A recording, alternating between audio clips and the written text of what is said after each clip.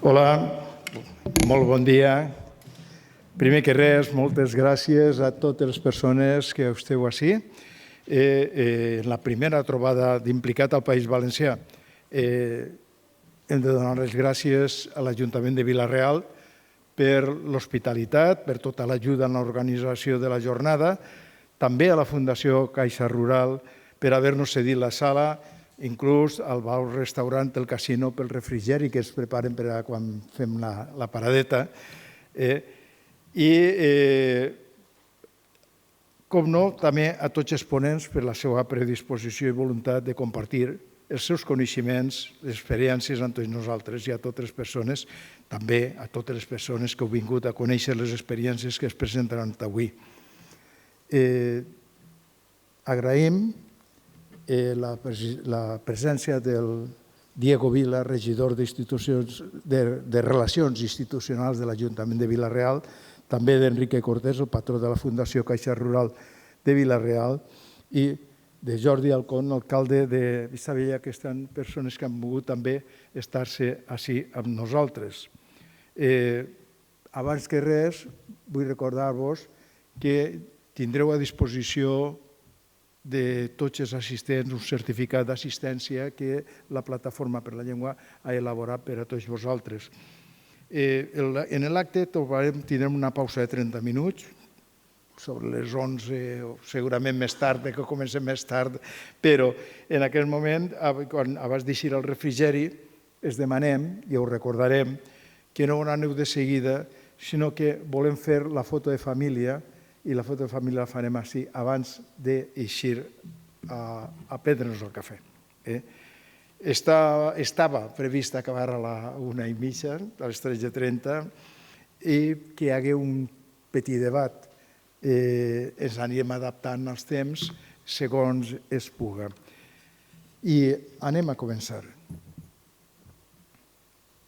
Ella tenia una rosa de paper, d'un paper vell de diari, d'un diari groc del temps. Ella volia una rosa. Un dia se la va fer. Ella tenia una rosa de paper. Passaren hivern i estiu, la primavera també. També passa la tardor, dies de pluja i de vent, i ella tenia la rosa, una rosa de paper. Va morir qualsevol dia i l'enterraren després, però al carrer on vivia, però en el poble on visqué, les mans del poble es passaven una rosa de paper. I circulava la rosa, però molt secretament, i de mà en mà s'hi passaven una rosa de paper. El poble creia altra volta i ningú no va saber què tenia aquella rosa, una rosa de paper. Fins que un dia d'aquells dies va manar l'Ajuntament que fos cremada la rosa, perquè allò no estava bé. Varen regirar les cases. La rosa no aparegué. Va haver interrogatoris. Ningú no en sabia res. Però com una consigna circula secretament, de mà en mà per tot el poble, una rosa de paper. Hem de dir que el poeta Vicent Andrés Estellés, amb aquesta obra, estava cantant, per una part, el desig, per una altra part, alegria, per una altra part, repressió i, per últim, resistència. La rosa de paper ben bé pot ser la nostra llengua. La tenim aquí. La nostra llengua, con la rosa de paper, va haver d'amagar-se i el que era un cant ferm i sorollós es va tornar un xixiuet. Els que avui estem ací volem que aquesta rosa cobre vitalitat i es mostre amb tot el seu esplendor. Volem que les paraules que porta escrites, totes les paraules del món, sonen com un vol de campanes que a tots arriba i tots entenen. Amb aquesta finalitat iniciem les intervencions i passem la rosa, no secretament, sinó a la vista de tots per donar-la a conèixer i fer-la lluir. Primer que ningú, a Santi Cortells, regidor de Normalització Lingüística de l'Ajuntament de Vila-real, que es dona la benvinguda per a tots. Santi.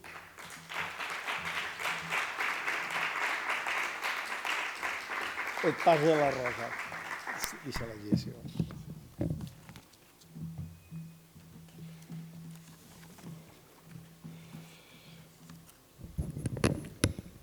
Bon dia i benvolgudes. Hi ha una paraula que m'agrada molt, és una miqueta evangèlica, aquella de caríssims i caríssimes, és a dir, estimats, estimades.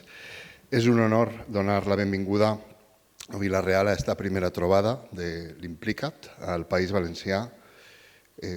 Quan Josep Maria Panella ens ho va proposar, li vam dir de seguida, Clara, Vila-real, qualsevol cosa que tingui a veure amb promoure el valencià és evidentment benvinguda. Per tant, per a nosaltres és un honor que esta siga la primera i que siga, esperem, una llavor per a més coses. Estava dient caríssims i caríssimes, doncs diuen que Sant Andreu va evangelitzar tota Armènia, Sant Jaume tota Espanya. Pensem que encara que avui siguem més poquets, és una llavor d'alguna cosa més. D'alguna cosa més que probablement no sabem què és, però al capdavall és una llavor.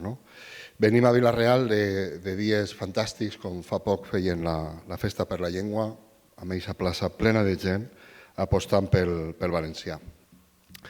Voldria sobretot subratllar la feina que, gràcies a les tres fantàstiques tècniques que tenim, Carme, Mònica i Helena, és possible que posa Vila-real en el centre de la promoció del valencià.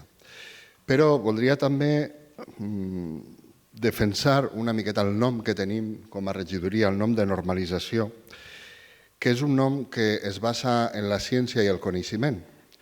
És un nom que té el fonament en lingüistes que coneixereu, com el valencià Lluís Vicent Aracil, que ja parlava de la necessitat de superar els processos de substitució lingüística mitjançant polítiques de normalització.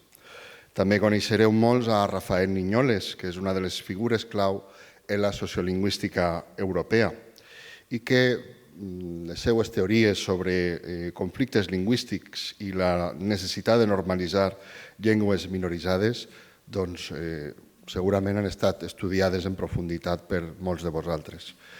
També altres de prestigi internacional, com Joshua Fishman, un dels sociolingüistes més influents del segle XX i que treballa en conceptes molt pròxims al de normalització o la recuperació de llengües. Einar Haugen, pioner de la teoria de la planificació lingüística moderna. Per què cite tots aquests autors? El cite perquè la normalització està basada en la ciència i en el coneixement. Evidentment, es necessiten polítiques lingüístiques, perquè és l'única manera de fer que una llengua recupere el seu estatus de normalitat que no hauria d'haver perdut mai. I les polítiques lingüístiques haurien de basar-se en una cosa tan senzilla com la ciència, el coneixement, i per tant en els tècnics, en fer cas als tècnics. Això és el que faria una llengua normal. Coses tan senzilles com la immersió lingüística, com el prestigi de la llengua, sabem que funcionen perquè els teòrics, els tècnics, ja ho han comprovat, ja ho han provat, ja ens han posat exemples, han anat a altres realitats, la d'Estònia, la d'Israel, la de Grècia, tenim moltíssims exemples i sabem què funciona i com funciona. El problema és precisament el problema, la política. És a dir, que allò que els tècnics ja han descobert, ja saben que funciona, en la política, malauradament, després no s'aplica.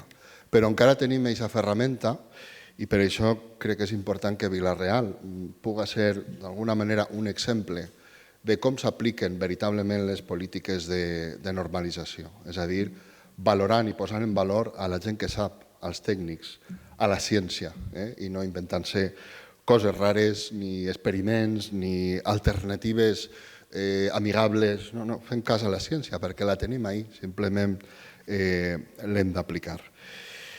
Precisament parlant de política, doncs, parlar d'un gran de la poesia, però un altre gran, Joan Fuster, ho va explicar molt fàcil. Tota política que no fem nosaltres serà feta contra nosaltres, entre altres, evidentment, la política lingüística.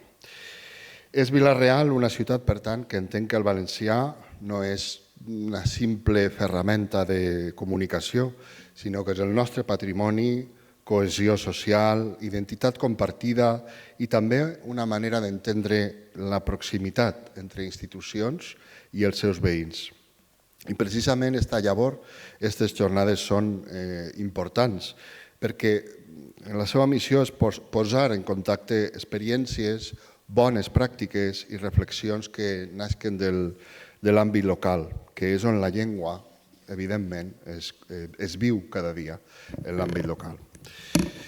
Volia agrair molt especialment la feina, la tasca de Plataforma per la Llengua i de totes les persones que han fet possible aquesta trobada, així com la participació de ponents i representants municipals que avui compartiran coneixement, experiències i projectes que segurament podran inspirar altres pobles i ciutats. Vull agrair-los especialment que hagin escollit una ciutat tan compromesa i ferma en les polítiques de normalització com és Vila-real. Espero que això faci que des de l'Ajuntament anem també en normalització encara més lluny, molt més lluny, com recitava el gran Konstantinos Petru Kavafis i cantava el nostre Lluís Llach. També voldria donar les gràcies a la Fundació Caixa Rural Vila-real per la seva col·laboració sempre estreta i per facilitar aquest espai perquè puguem celebrar la jornada, en particular al patró Enrique Cortés i també a tot el personal de la Fundació per la seva predisposició i suport.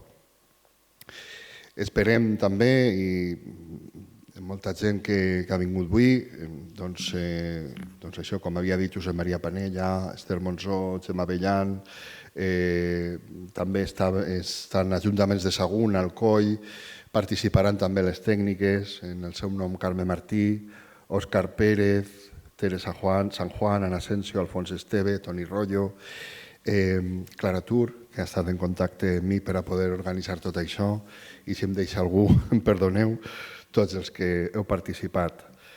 Si em permeteu, avui és un dia també per reconèixer aquesta feina constant, en concret les nostres tècniques que he citat al principi, i que porten molts anys a Vila-real. L'altre dia parlàvem que ja en l'any 95, si no estic malament, va començar l'activitat de la Regidoria de Normalització Lingüística. Imagineu quants anys de polítiques ben fetes i quants fruits hem pogut recollir. Però l'altre dia ho parlàvem també, necessitem fer un pas ferm més, apostar més encara per la normalització en la nostra ciutat, posant encara més recursos. Perquè és així, les polítiques són això, són decisions i posar recursos i prendre decisions d'acord amb la consideració, com he dit, dels especialistes de la ciència. El programa que ens acompanya avui és, per tant, una demostració d'aquestes polítiques lingüístiques que no són ni abstractes ni simbòliques. El que parlem és de comerç local, haureu vist per ací, per Vila-real, la típica barraqueta de l'Atenem en valencià, concret, educació, administració pública, drets lingüístics, clar, cultura, cohesió i benestar social. Des de Vila-real sempre defensem que la normalització consisteix, per tant, a garantir drets, donar oportunitats i crear contextos on parlar valencià siga natural, fàcil i també socialment reconegut. Tot això només és possible, com he dit, des de la col·laboració entre tècnics, polítics també, entitats com la Fundació, centres educatius, que ara, com sabeu, comencen una reivindicació, una vaga a partir del dilluns, entre altres, precisament, demanant que no es juga amb el valencià, que no es juga amb la llengua, que no es faça, no dic política, perquè no és política, sinó que no s'utilitza com un xoguet de polítics, sinó que es faça cas, com he dit al principi, als tècnics, als especialistes, per a poder-la recuperar i per a poder-la, sobretot, normalitzar. En definitiva, espero que les reflexions que isquen d'aquestes jornades siguin profitoses, inspiradores i que servisquen també per a crear complicitats i noves iniciatives compartides. Donar les gràcies, sobretot, a l'organització d'Implica't, a Plataforma per la Llengua, i a qualsevol que vinga a la nostra ciutat a posar en valor el nostre patrimoni lingüístic per a fer que siga normal, que és el que hauria d'haver sigut sempre. En definitiva, moltes gràcies a tothom per estar ací i més lluny, hem d'anar més lluny.